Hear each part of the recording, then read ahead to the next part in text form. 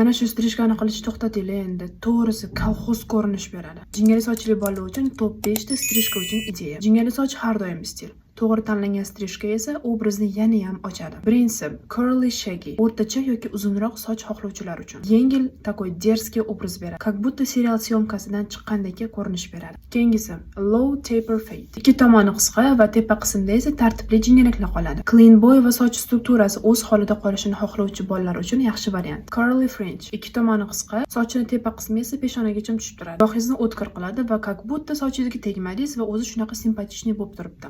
Xuddi shunaqa obraz beradi. Curly fringe ni taper va fade kombosi desam ham bo'ladi. Curly quiff. Jingali soch tepaga ko'tarilib, orqaga taraladi. Shunday ko'tarilgan holatida ob'yom vazifasini bajarib beradi. Ketsa va 3A tipdagi jingali sochga mos keladi. Hattoki maktab obraziga ham yarashadi. Long slick back. Klassik va old money stil uchun ishoning, idealniy variant. Просто idealniy. Yo'qotib qo'ymaslik uchun videoni saqlab qo'ying va menga obuna bo'lishni unutmang.